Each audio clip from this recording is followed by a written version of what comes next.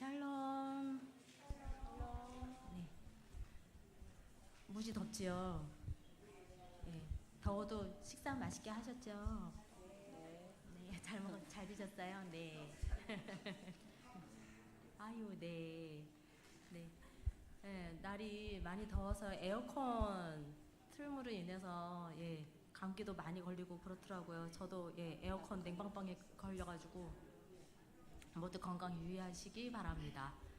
네, 기도드리겠습니다. 하나님 감사합니다. 언제나 우리의 삶 속에 함께해 주시고 우리의 모든 것들을 지켜 인도하여 주시는 하나님 감사드립니다.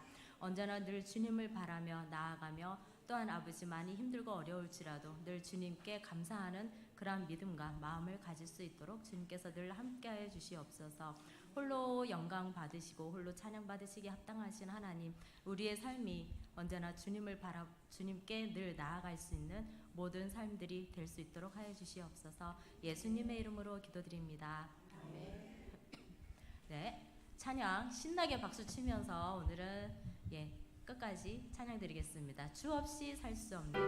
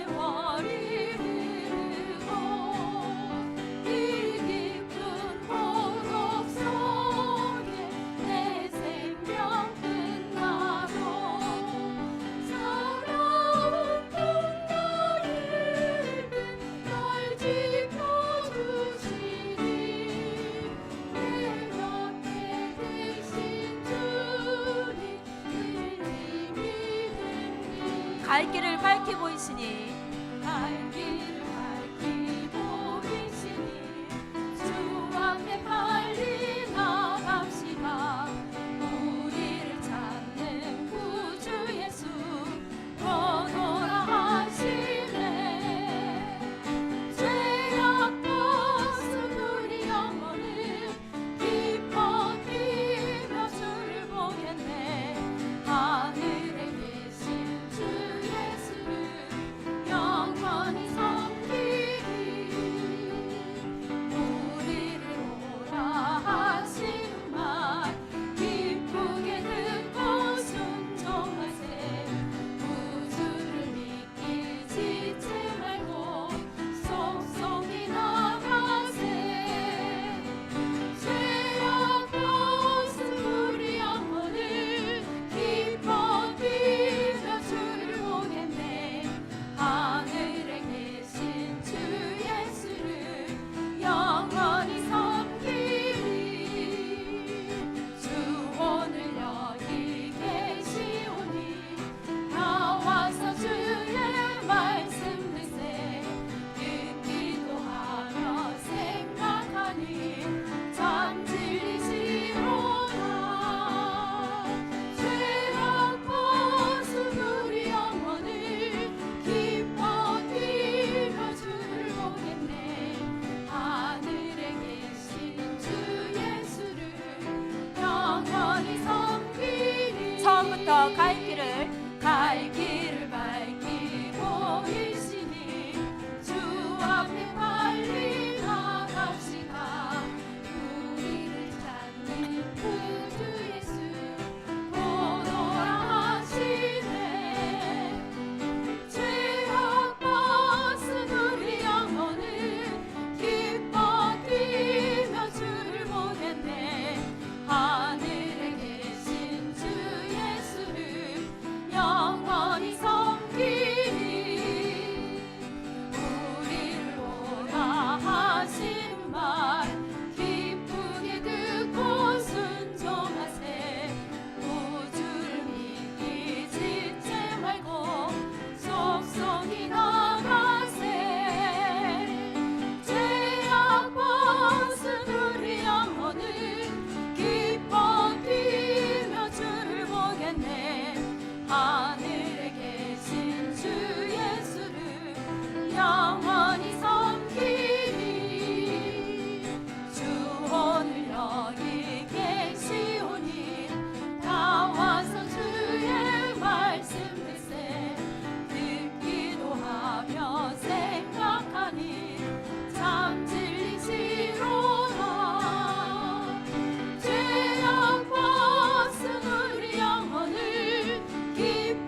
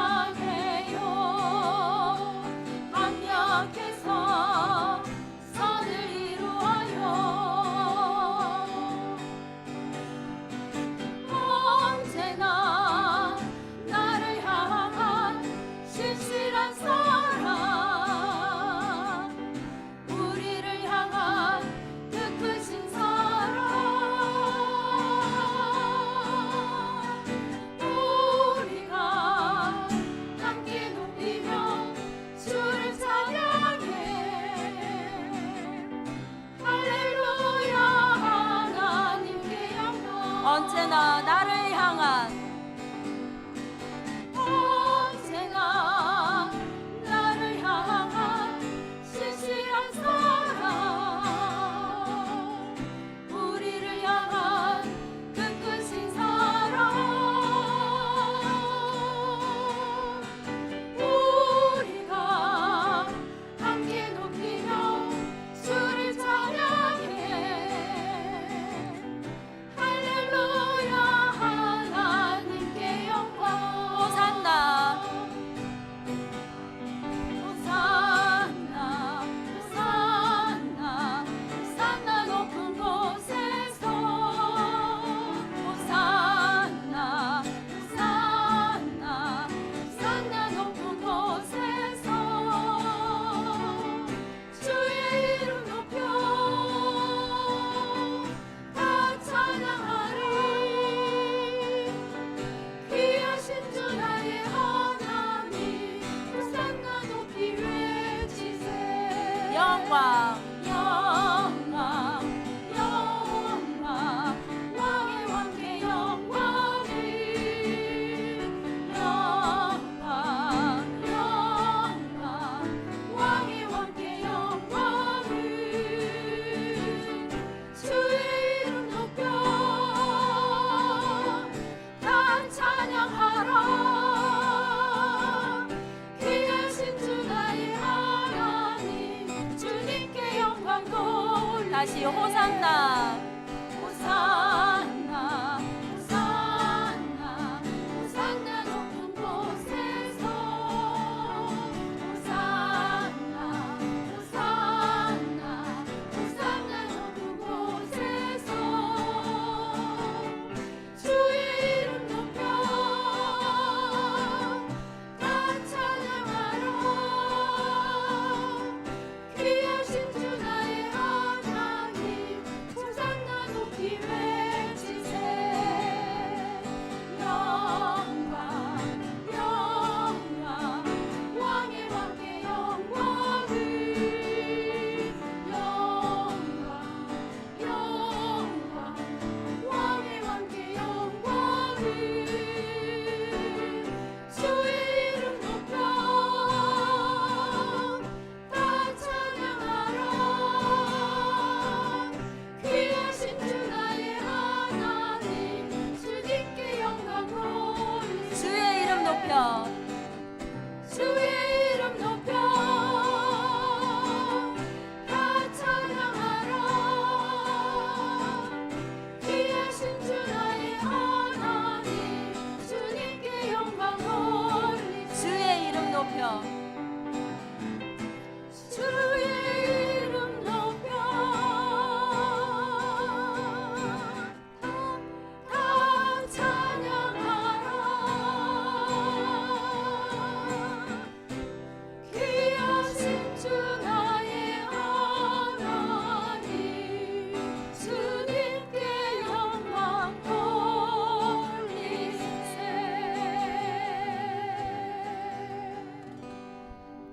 네, 하나님께 늘 영광 돌리는 삶을 살기를 바라면서 예배를 위해 묵상하시며 나아가기를 원합니다.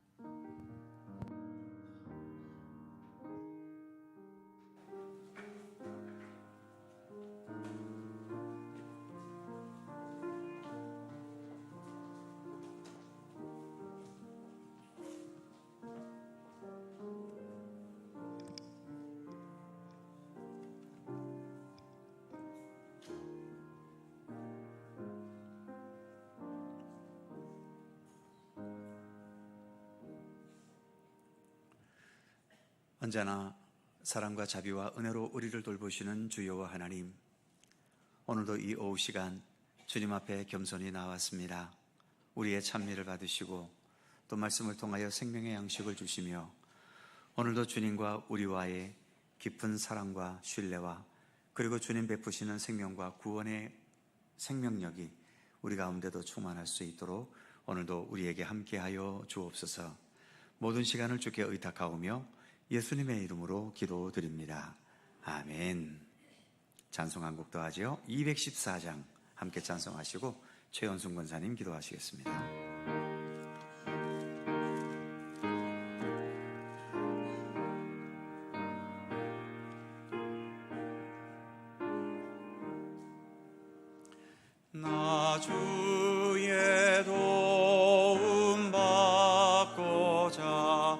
주 예수님께 빕니다.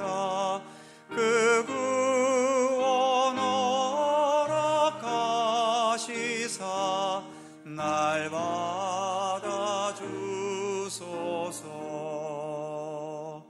내 모습 이대로 주 말아주소서. 나 위에 돌아가신 주 날 받아주소서. 큰 죄에 빠져 영죽을 날 위해 피 흘렸으니 주 영상대로 빚으사 날 받아주소서.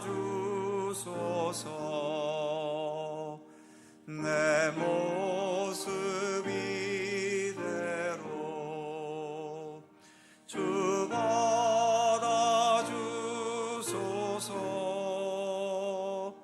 날 위해 돌아가신 주 날 받아주소서.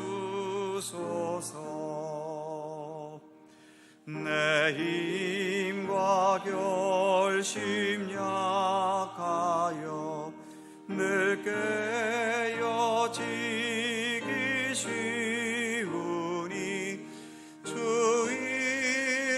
이름으로 구원해 날 받아주소서.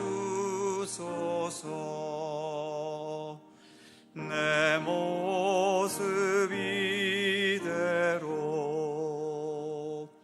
주 받아주소서. 날 위해 돌아가신 주 날 받아주소서.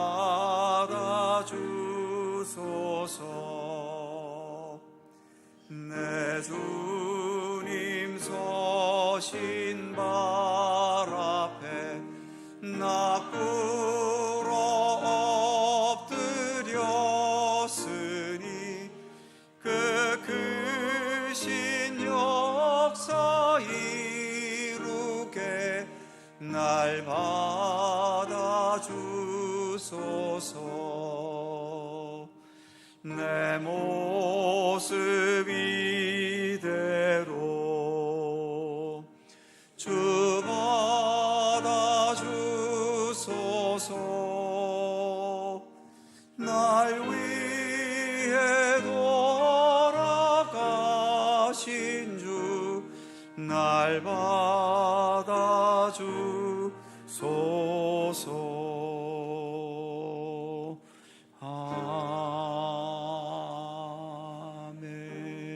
아멘.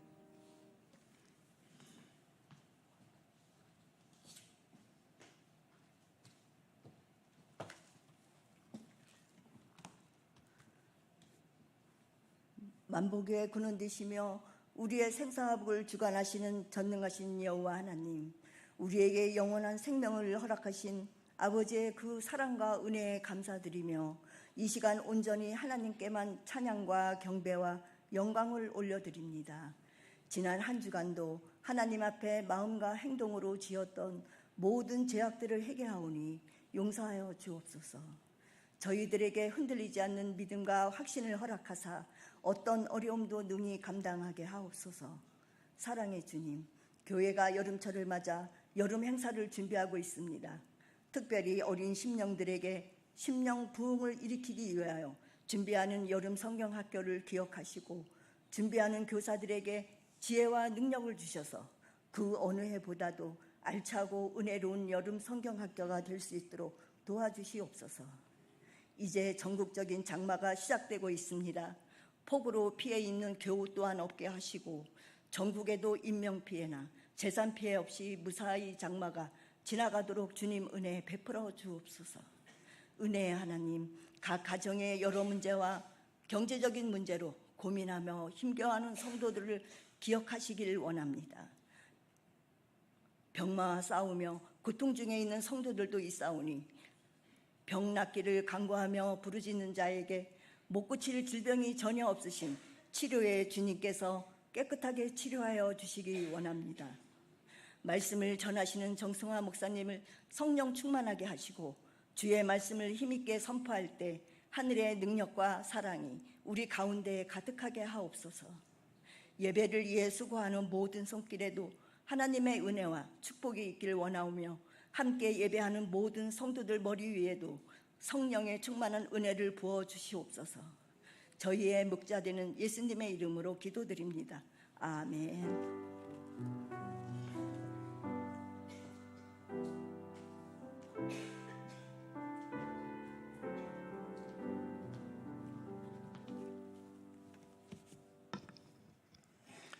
성경 말씀 함께 보지요. 마태복음 22장 34절입니다. 마태복음 22장 34절, 신약성경 38면입니다. 마태복음 22장 34절에서 마지막 46절까지의 말씀입니다. 찾으셨으면 한 절씩 교독하죠. 제가 먼저 34절 읽습니다. 예수께서 사두개인들로 대답할 수 없게 하셨다 함을 바리새인들이 듣고 모였는데 선생님, 율법 중에서 어느 계명이 크니이까?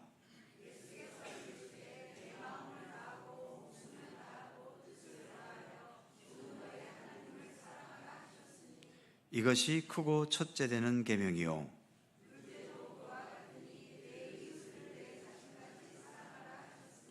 이 두 계명이 온 율법과 선지자의 강령이니라.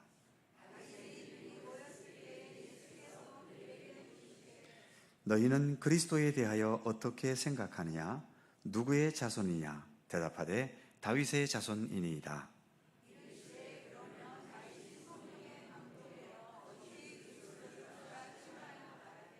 주께서 내 주께 이르시기를 내가 네 원수를 네 발 아래에 둘 때까지 내 오른편에 앉아 있으라 하셨도다 하였느냐?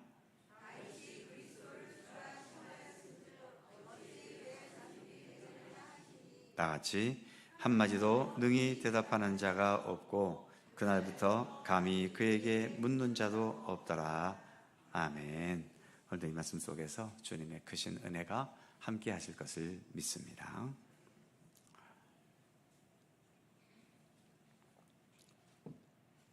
마태복음 98번째 시간입니다.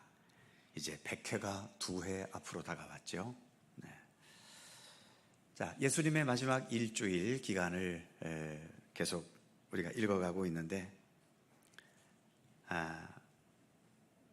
예수님께서 나귀 타시고 예루살렘 성에 들어오셨고, 그리고 예루살렘 성전에 들어가셔서 장사하고 있던 모든 무리들의 장사판을 둘러부셨지요. 이 일로 인해서 성전의 대제사장들, 백성의 장로들, 또 사두개인들, 또 본문에 나오는 바리새인들, 이처럼 당시의 유대교의 수장들, 유대교의 높은 직급의 사람들, 이 사람들과 계속해서 지금 논쟁을 벌이시면서 그 논쟁이 계속 이어져 가고 있지요. 오늘 본문도 역시 지난번에는 사두개인들과의 논쟁이 있었으면 오늘 본문에서는 이제 바리새인들과의 또 논쟁이 이어지고 있습니다. 논쟁이 벌어지는 이유는 예수님의 주장과 또 그 대제사장이나 또 바리새인들이나 사두개인들이나 이런 사람들이 주장하는 주장이 다르기 때문이지요. 그리고 일단 믿음의 길을 걸어가는 그 의도 자체가 이 둘은 서로 다릅니다. 다르면 왜 다른지, 그리고 무엇이 옳고 무엇이 잘못된 것인지를 돌아보는 겸손함이 있으면 좋은데, 어느 한쪽에 우리가 마음이 꽂히게 되면 그냥 그 자체가 우리는 진리라고 그 자체가 100% 옳은 것이라고 믿기 때문에 사람과 사람은 늘 그렇게 부딪힐 수밖에 없습니다. 정치 얘기하면 또 성질 나시겠지만 국민의힘이 옳습니까? 민주당이 옳습니까? 뭐 물어봐야 뻔한 얘기지요.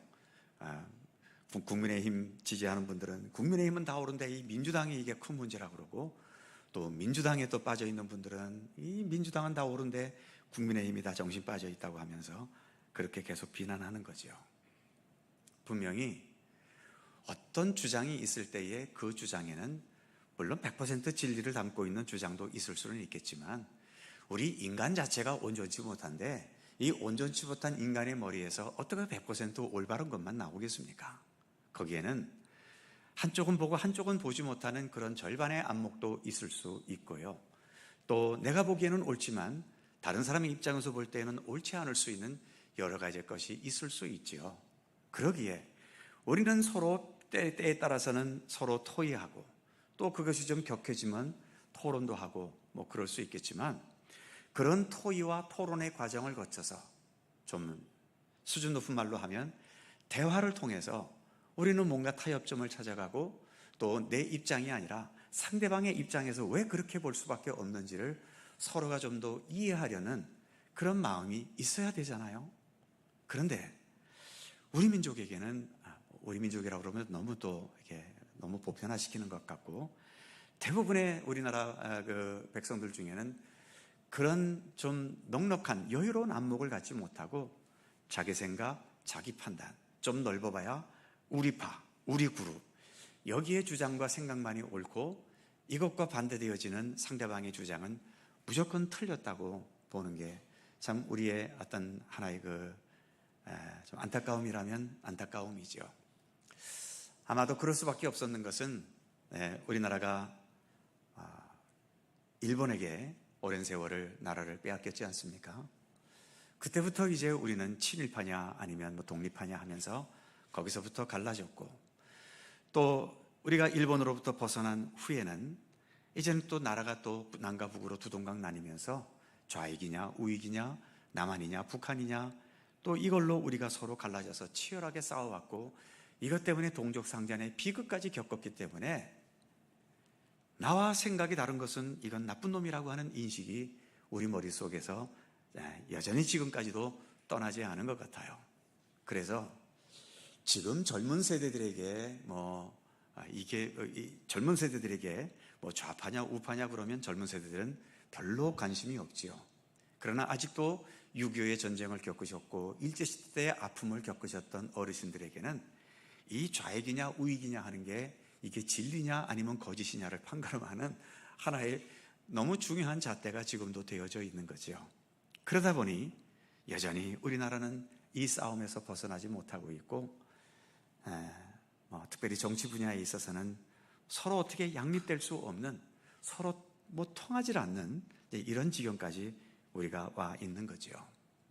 늘 말씀드리지만 우리가 남북으로 갈라져 있는 것도 이 답답하고 한심한 현실인데, 벌써 분단된 지가 80년이 다 돼가는 이 현실 속에서도 오히려 남과 북은 더 서로 지금 다른 길을 감으로 인해서 군사적인 위기들이 높아져 가고 있는데, 그럼 같은 남한에서만이라도 좀 생각이 우리가 100% 같을 수는 없겠지만 서로 논쟁을 할 수밖에 없고, 또 격렬한 토론이 있을 수도 있겠지만, 이렇게까지 서로가 마치 적인 것처럼 이 극한적인 대립을 보이는 이런 현상들은 참 너무 아쉽고 안타깝기도 합니다.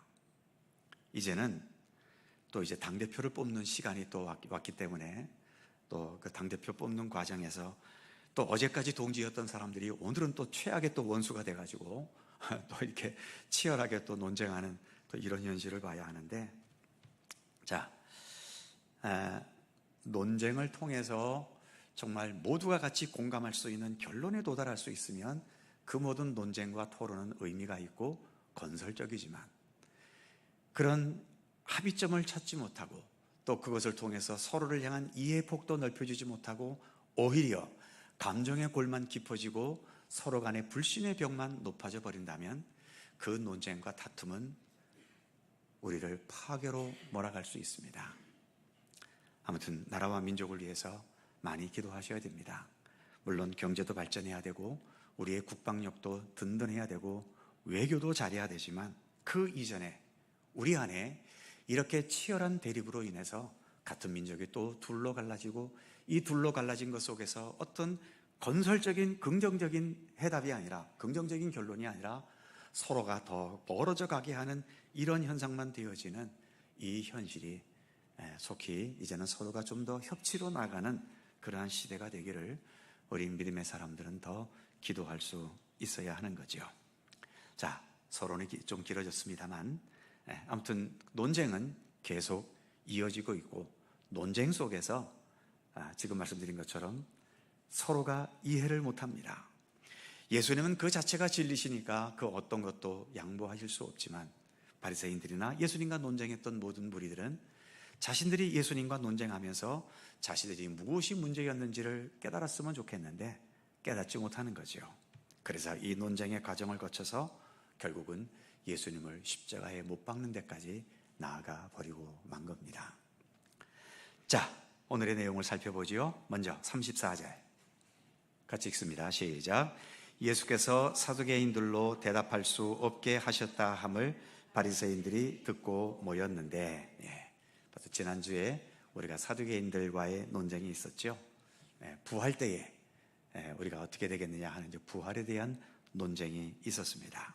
이때에 사두개인들은 예수님을 넘어뜨리려고 예수님께 질문을 했지만 예수님께서 답하신 그 내용에 대해서 더 이상 대항하지 못하고 대답할 수 없었다는 겁니다. 자, 유인물을 좀 볼까요? 가로 1번에 보시면 사두개인들이 물었던 질문은, 지난주에 물었던 그 질문은 예수님을 넘어뜨리기 위한, 몰라서 묻는 질문이 아니라 예수님을 넘어뜨리기 위한 교만하고 시험에 걸리게 하는 질문이었다는 거죠. 이것을 좀 다른 말로 표현하면 꼼수 같은, 꼼수적인 질문이다라고 할 수 있는 거죠. 중요한 것은 그 다음입니다. 가로 2번에 보시면 같이 읽어볼까요? 거기는 시작. 진리는 어느 누구도 무너뜨리지 못한다. 진리를 무시하면 진리가 무너지는 게 아니라 진리를 무시한 자가 망한다. 그렇습니다. 우리 사람은 진리를 무너뜨릴 수 있다고 생각하지요. 하나님은 그 자체가 진리이고 하나님께서 존재하신다는 그 자체도 진리이고 우리가 믿고 따르는 예수님도 내가 곧 길이요 진리요 생명이다라고 말씀하셨지 않습니까? 그런데 사람은 우리가 고집을 부리면 하나님도 무너뜨리고 또 예수 그리스도도 무너뜨릴 수 있다라고 생각해 왔지요. 지금도 그러는 사람이 있고요. 지금도 여전히 그래서 하나님을 인정하지 않고 하나님은 존재하지 않고 예수님은 그저 하나의 인물에 불과하다라고 보는 사람들이 많습니다. 그래서 그 당시의 사람들은 예수님을 십자가에 못 박아 죽이면서 이제 우리가 진리를 이겼다라고 무너뜨렸다라고 생각할지 모르지만 그러나 진리는 절대로 무너지지 않습니다. 뭐가 무너지는가? 진리를 무시하고 무너뜨린 자들이 무너지는 겁니다. 예수님은 십자가에 죽으셨지요. 잠시 동안 사흘 동안은 그들이 이겼다라고 기뻐하고 좋아했을지 모르지만 그러나 어떻습니까? 그래서 예수님은 그 죽음으로 인해 이 세상에서 역사 속에서 사라지셨나요? 아닙니다. 부활하셨잖아요. 그리고 지금까지도 우리 많은 그리스도인들에게 찬양과 영광을 받으십니다. 진리는 무너지지 않지요.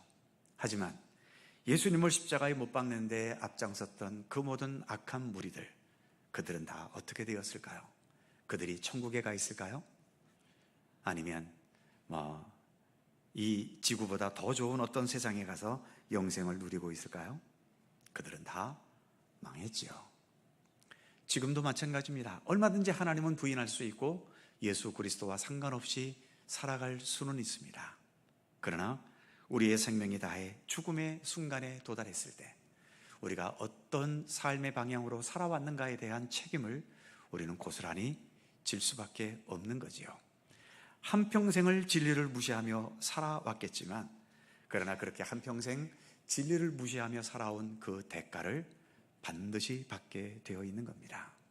늘 말씀드리지만 우리 기독교 신앙은 예수님의 최후의 심판을 믿지 않습니까? 사도신경을 통해서도 거기로부터 산자와 죽은 자를 심판하러 오십니다. 우리는 매주마다 사도신경을 통해 하나님의 심판을 믿고 고백합니다. 그 앞에서 우리가 하나님과 어떤 관계 속에 살아왔느냐에 따라서 그 삶에 대한 책임을 지게 되어 있는 거죠. 그래서 진리는 누구든지 무너뜨린 것처럼 생각할지 모르지만, 그러나 결국은 그 무너뜨린 진리에 의해서 그 사람이 진리로 인해 심판을 받게 되고 그것에 대한 책임을 진다라고 하는 사실, 우리가 기억해야 되겠고요.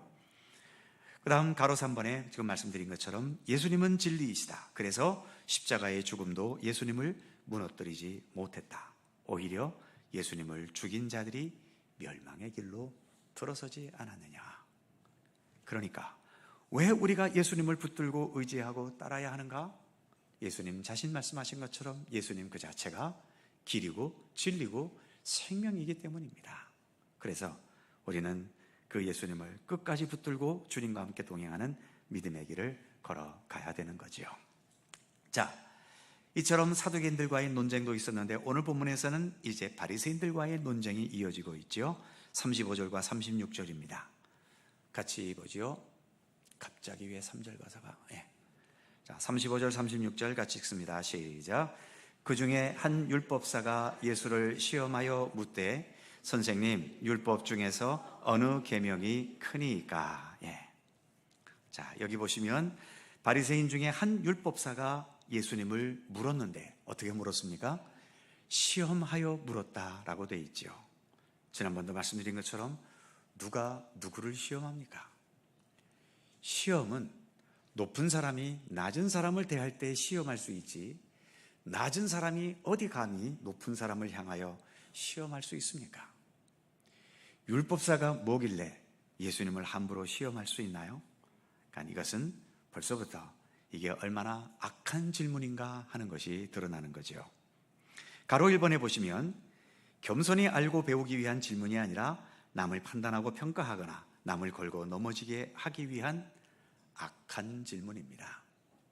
가능하시면 우리가 질문할 때 이런 악한 질문은 하지 않으시는 것이 좋습니다. 네가 그러나 안 그러나 내가 시험해봤어, 이런 식의 질문 받는 사람도 기분 되게 나쁩니다. 차라리 물어보든가, 너 어떠니? 하고 정직하게 물어보든가,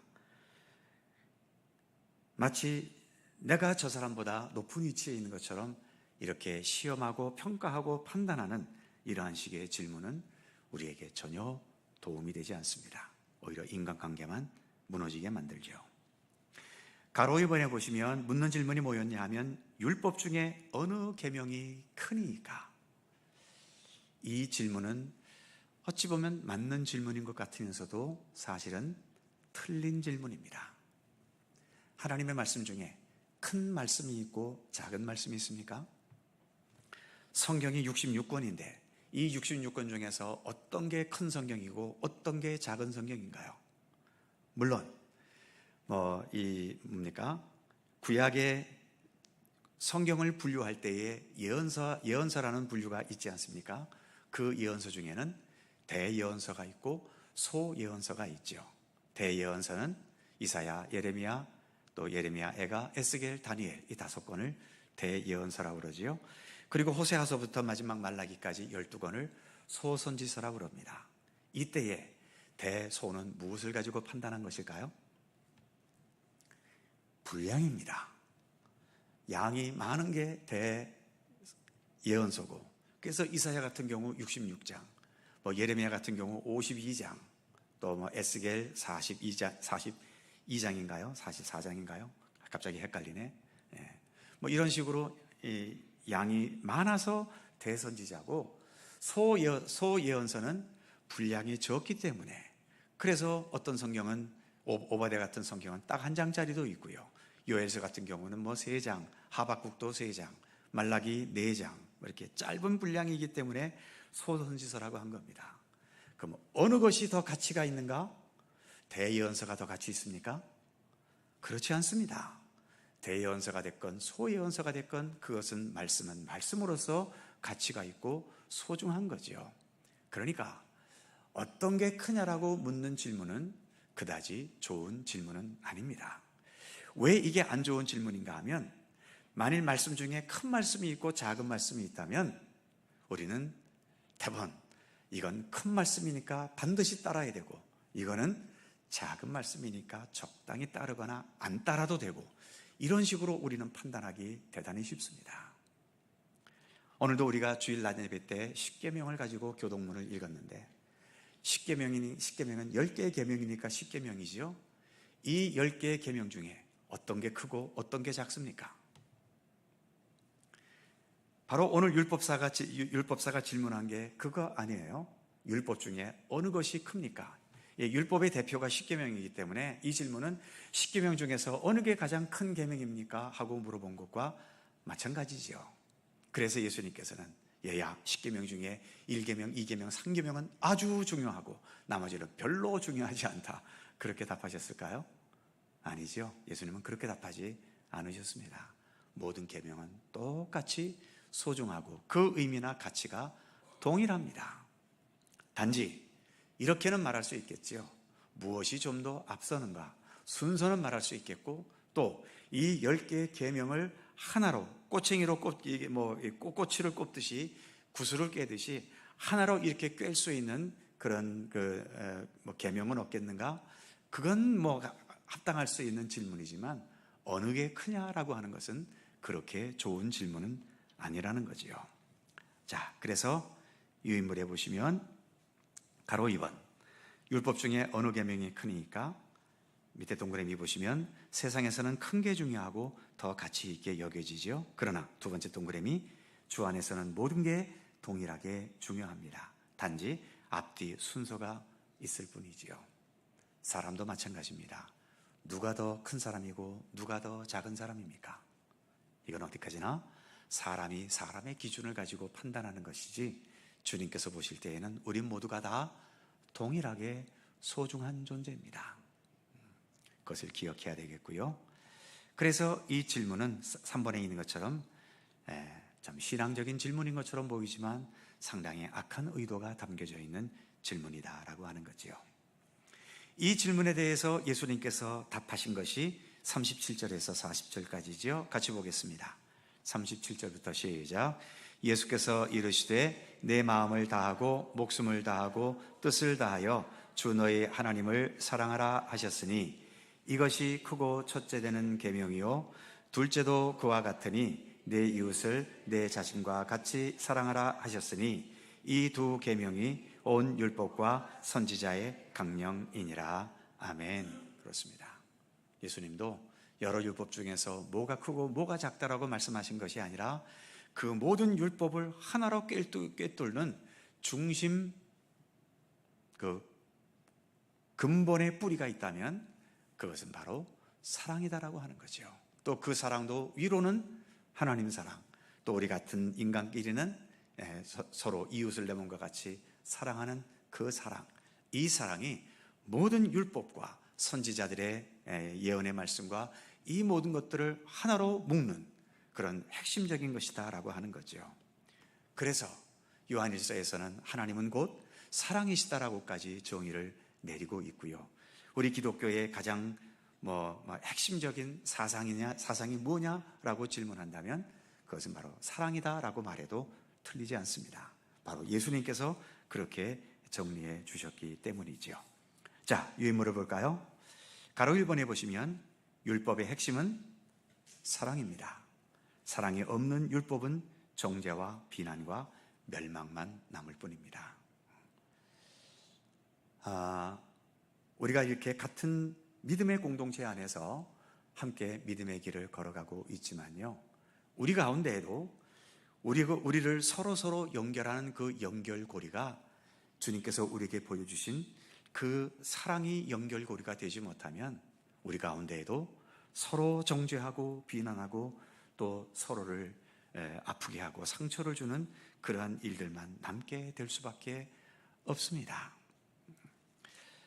우리는 사랑하기 위해서 기독교 신앙의 길을 걸어가고 교회 생활하는 것이지, 서로 미워하고 대립하고 또 상처와 아픔을 주기 위해서 우리가 기독교 신앙의 길을 걸어가고 있는 건 아닙니다.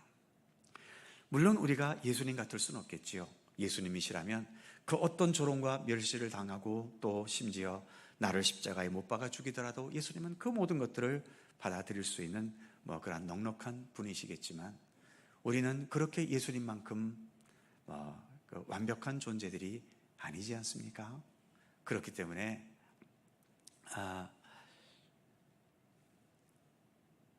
우리가 서로 부족하다는 것을 서로 인정하고 인식해 주고요. 그래서 어떤 부족함이 있을 때에 그 부족함을 때를 따라서는 날카롭게 지적하고 또 그래서 그 부족함을 함께 고쳐가는 그러한 노력도 필요하겠지만, 그보다는 그런 서로의 부족함을 많은 부분 용납해 줄 수 있고 그 사람의 부족함을 오히려 내가 메꿔주고 보충해 줄 수 있는 그런 따뜻함의 의지가 교회에서는 훨씬 더 필요합니다.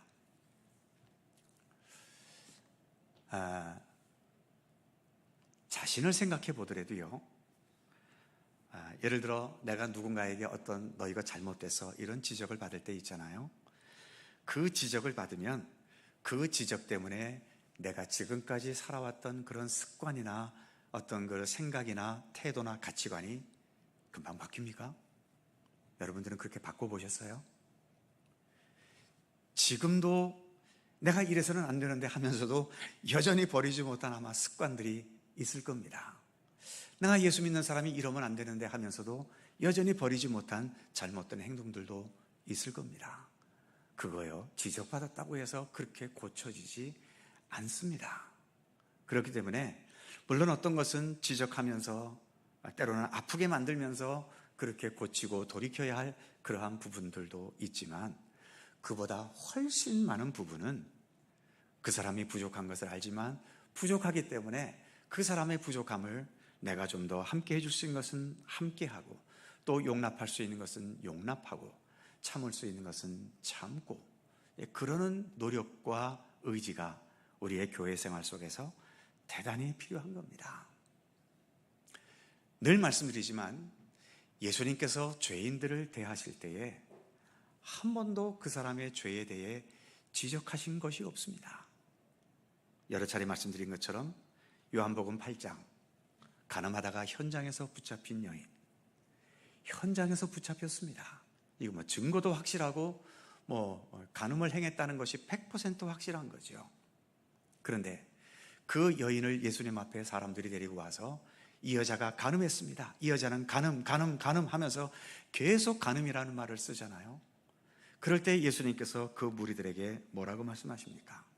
너희 중에 죄 없는 자가 있으면 먼저 이 여자에게 돌을 던져라. 아무도 돌을 던지지 않고 돌아갔지요. 그리고 나서 예수님께서 그 여인에게 묻습니다. 뭐라고 물었지요? 너를 정죄하던 자가 어디 있느냐? 아무도 없나이다. 또 말씀하시지요. 그래, 나도 너를 정죄하지 아니하노니 다시는 죄를 범하지 말아라.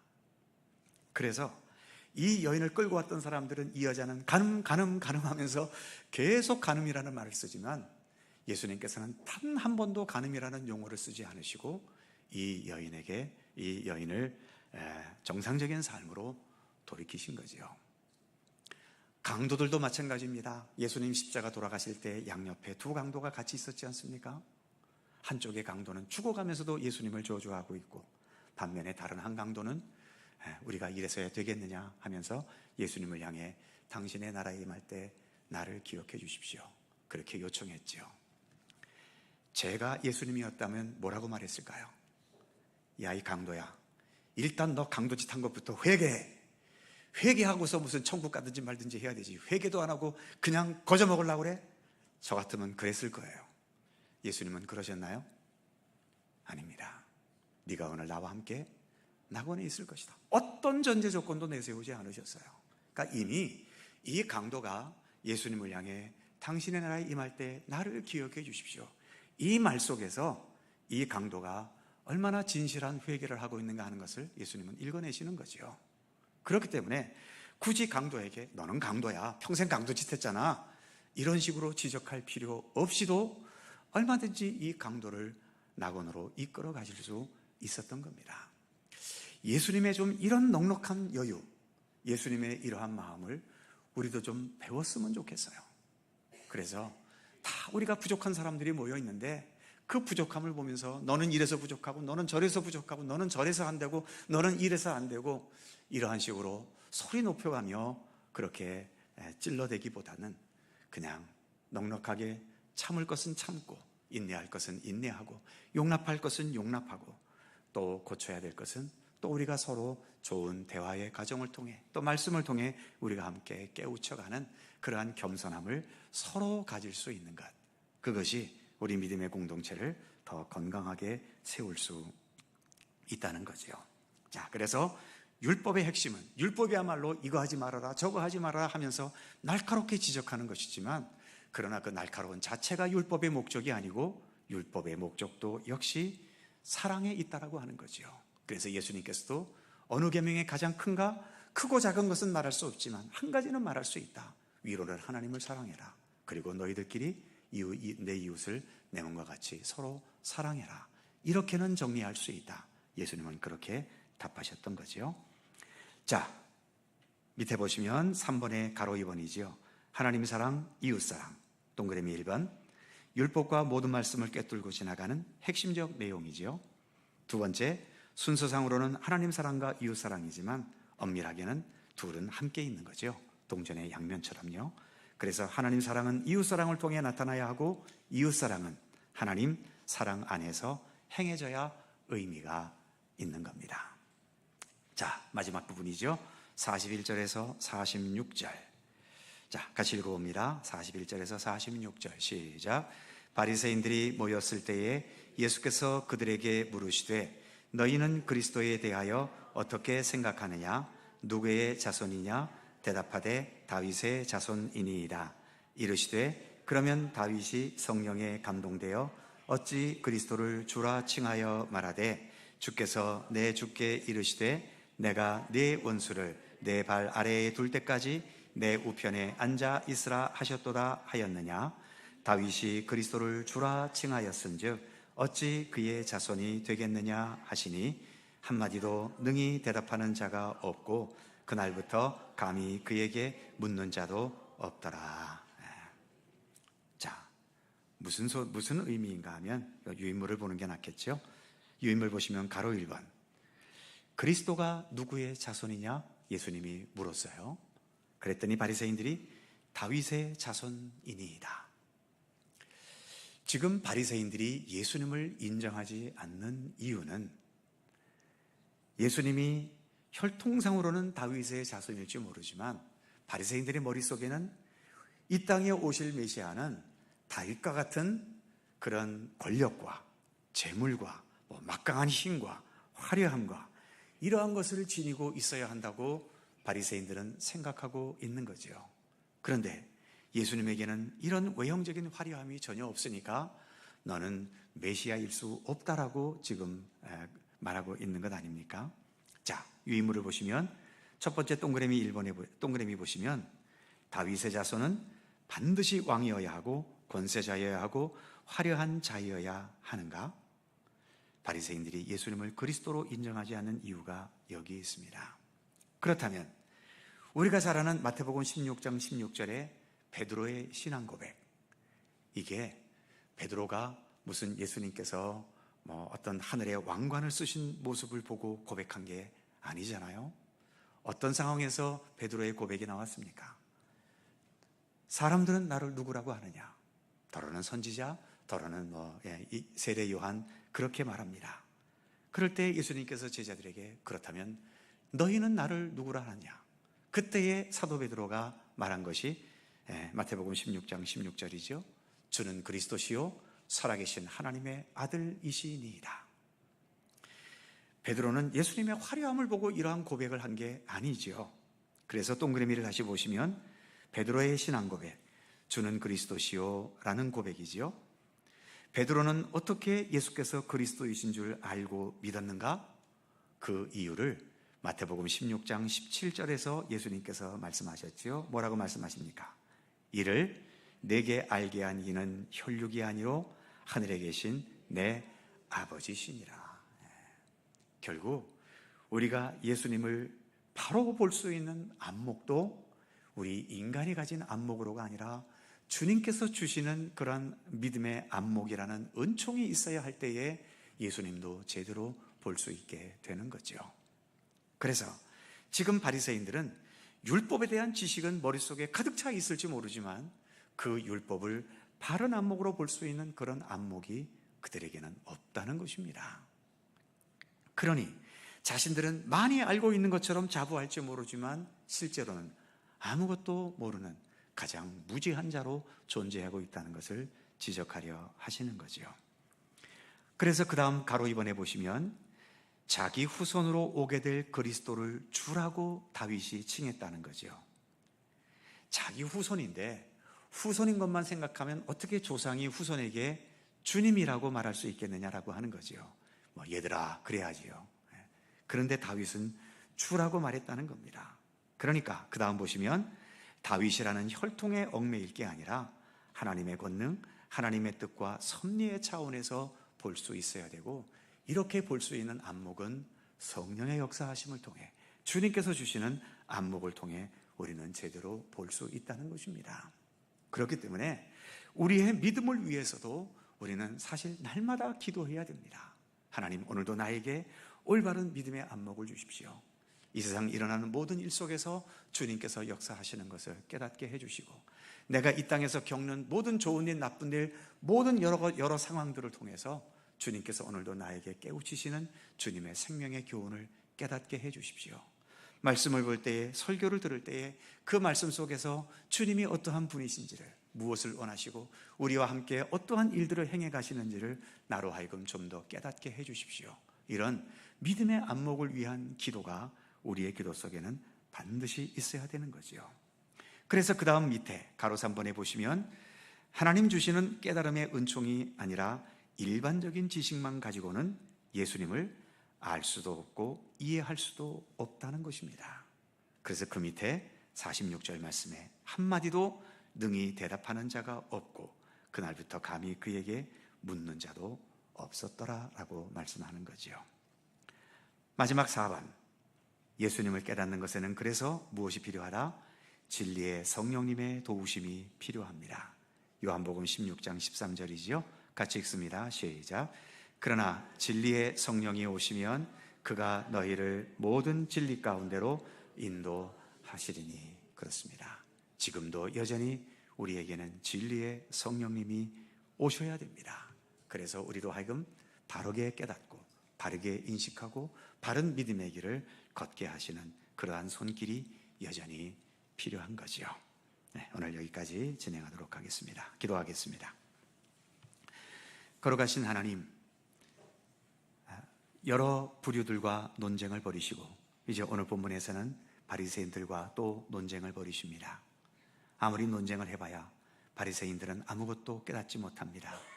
믿음의 안목이 닫혀 있는데, 하나님을 하나님으로서 볼 수 있는 그러한 시각도 차단되어 있는데, 아무리 예수님과 오랜 시간 논쟁한다고 한들 무슨 깨달음이 있겠습니까?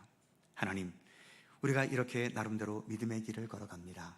그러나 주님, 우리가 주님께서 주시는 바른 믿음의 안목이 열리지 않으면 아무리 교회를 수십 년 다녀도 우리는 여전히 아무것도 모르는 무지함의 상태, 그러면서도 내가 제일 똑똑한 것처럼 그렇게 착각하며 살 수밖에 없게 됨을 오늘의 말씀 앞에서 다시 한번 되새겨봅니다. 우리에게 좀 더 겸손한 마음을 주시고 주님 앞에 항상 더 겸손히 무릎 꿇고 머리 숙이면서 주님의 도우심을 간절히 바라게 하시고, 무엇보다 주님께서 우리의 믿음의 눈을 열어주셔서 하나님의 모든 것들을 가장 올바르고 또 참되게 알고 깨달을 수 있도록 우리에게 진리의 성령으로 늘 동행하여 주시기를 원하고 기도합니다. 오늘도 복된 주일 허락해 주시고 오후 시간까지 함께해 주셔서 감사합니다. 이제 모든 예배를 마치고 각자의 삶의 터전으로 돌아갑니다. 교회에서의 예배는 여기서 끝나지만 또 우리의 삶 속에서 삶을 통해 드리는 예배는 이제부터 시작이오니 무엇을 향하며 살아가든 주님과 함께 동행하면서 주님의 뜻에 더 합당한 믿음의 백성으로 살아갈 수 있도록 우리를 지켜주시고, 우리를 더욱더 주님의 강건함과 또 육체의 건강함과 또 또 모든 삶의 상황 속에서도 하나님의 사람으로서의 그 중심을 지켜가는 굳건한 믿음으로 또 한 주간 살아갈 수 있도록 우리와 함께하여 주옵소서. 우리의 가정에 주의 평안함을 주시고 우리가 속한 직장과 경영하는 사업에 형통한 은총을 베풀어 주시며 여전히 대립각을 벌이는 이 나라의 정치의 현실을 불쌍히 여기시고 늘 앞을 내다보기 힘든 경제의 현실도 무엇보다 우리 서민 경제가 더 활발하게 회복돼 갈 수 있도록 하나님 붙들어 주시기를 원합니다. 이 나라의 안보를 지켜주시고 치열한 전쟁 같은 국제사회 속에서 또 우리가 나아가야 될 길을 힘차게 나아갈 수 있도록 우리 민족을 돌보시고 지켜주시옵소서. 무엇보다 참된 복음화가 이루어지게 하시고 주 예수 그리스도 복음이 우리 백성 모든 마음속에 온전히 심겨지는 그날이 오게 하시고 또 그날이 올 때까지 우리가 더 믿음에 올바로 서서 주님과 동행하는 참된 믿음의 길을 더 성실히 걸어가도록 우리 가운데 함께하여 주옵소서. 감사드리며 우리 구주 예수 그리스도의 이름으로 기도드립니다. 아멘. 자, 서로 살펴보시면서 사랑의 인사 함께 나누시고요. 또 한 주간 건강하게 잘 지내시기 바랍니다. 자세한 교회 소식은 주보를 참조하시기 바랍니다. 218장 찬송하시고 예배를 마치죠.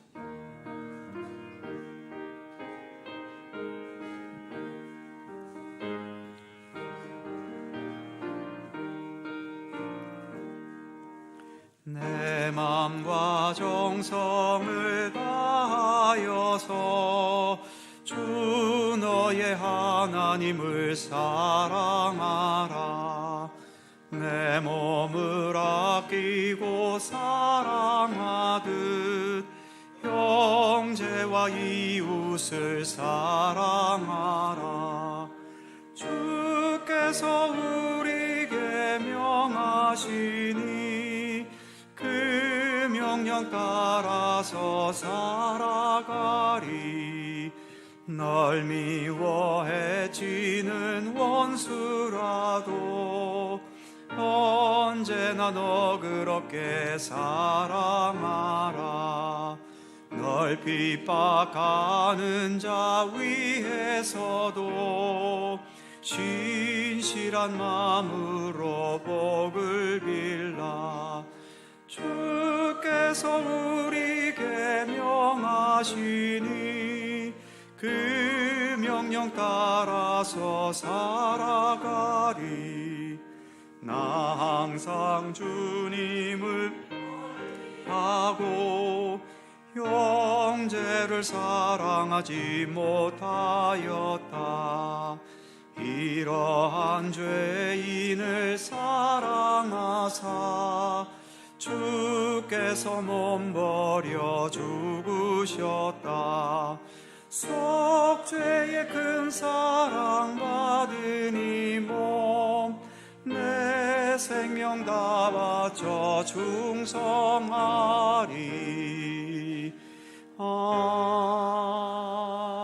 아멘. 우리 주 예수 그리스도의 은혜와 아버지 하나님의 넓고 크신 사랑하심과 성령님의 교통하심이 오늘도 복된 주일 주님의 전에서 주님을 찬미하며 예배하며 믿음의 교제를 나누며 또 주님과 동행할 수 있게 하시고 이제 또 각자의 삶에 흩어져서 어느 곳에 있든 하나님의 백성으로 주님과 동행하는 참된 믿음의 삶을 성실히 살아갈 것을 소원하고 다짐하는 모든 주의 사랑하는 백성들 가운데 언제나 함께 하시기를 간절히 축원하옵나이다. 아멘.